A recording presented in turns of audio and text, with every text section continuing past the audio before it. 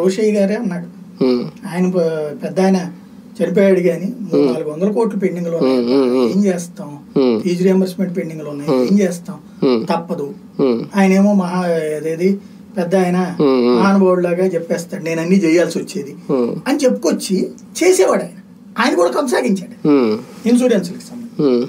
అట్లాగా ఆరోగ్యశ్రీ అనేటటువంటిది రాజశేఖర రెడ్డి ఉన్నప్పుడు నడిచింది, చంద్రబాబు వచ్చాక నడిచింది, కేసీఆర్ వచ్చాక నడిచింది, తర్వాత జగన్మోహన్ రెడ్డి వచ్చినప్పుడు నడిచింది.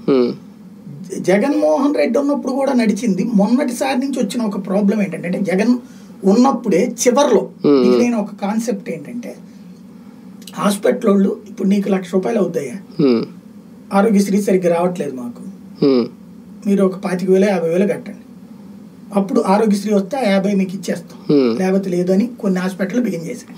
కొన్ని హాస్పిటల్ మేము చేయలేమని చెప్పేసి అదే మైనస్ అయింది జగన్ ఆరోగ్యశ్రీ. ఇప్పుడు వీళ్ళది ఇచ్చిన తర్వాత అయితే విపరీతమైంది. అది చాలా హాస్పిటల్ మేము చేయట్లేదని చెప్పి చేస్తున్న హాస్పిటల్ ఈ విధమైనటువంటి పరిస్థితి. 4,500,000 కోట్లు పెండింగ్ అంటే అందుకే జరిగింది. 700 కోట్లు ఇచ్చారు. ఇప్పుడు అది తప్పించుకోవడానికి వీళ్ళు చేశారు. ఇప్పుడు హాస్పిటల్ కి డబ్బులు ఇవ్వాలి, ఆ బిల్ క్లియర్ చేయాలి కదా, పెండింగ్ ఉన్నాయి. అది మొత్తం హాస్పిటల్ జగన్ ఓటమిలో హాస్పిటల్లో కారణం ఈ బిల్లులు పెండింగ్ వీటి వల్ల. మళ్ళీ ఆరోగ్యశ్రీకి దీనికి తేడా ఏంటంటే ఆరోగ్యశ్రీ అనేది ఒక పథకం అలా వెళ్ళిపోద్ది.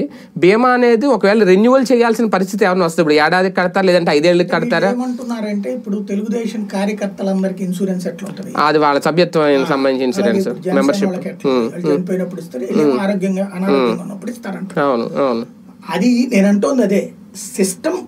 వీళ్ళు చెప్తున్నది న్యూ. నేను మనమే డిబేట్ లో మాట్లాడింది, నేను విడిగా వీడియోలు చేసిన కూడా పాయింట్ ఏంటంటే వైట్ రేషన్ కార్డుని 3 సిస్టమ్స్ కింద విడదీయండి. అందులో ఎక్కువ మంది వైట్ రేషన్ కార్డు వాడుతున్నది మధ్యతరగతి. ఈ మధ్యతరగతి వాడుతోంది ఆరోగ్యశ్రీకి లేదంటే ఇళ్లకి, ఉచిత ఇళ్ల కోసం, రేషన్ గురించి కాదు. వాళ్ళకి రేషన్ అక్కర్లా, ఇవి 2 కావాలి.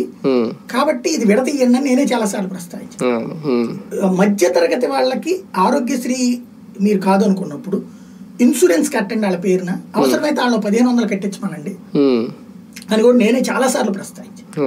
తద్వారా వాళ్ళు బాగుపడతారు, ప్రభుత్వం ఒక ₹500 పడుతుంది, కానీ ఆ ఖర్చు తగ్గిపోతుంది కదా, నేనే ఎన్నోసార్లు ప్రస్తావించాను.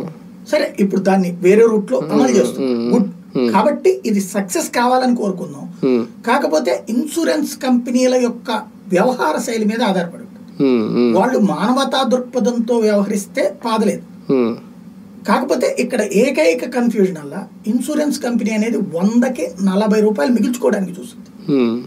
ప్రభుత్వం 500 కోట్లు ఇస్తే గొప్పదే, లేదు ప్రభుత్వం ఇప్పుడు 350 తగ్గించుకుని 200కి వచ్చింది అనుకోండి, వాడు 50 కోట్లకే పనిచేస్తాడు.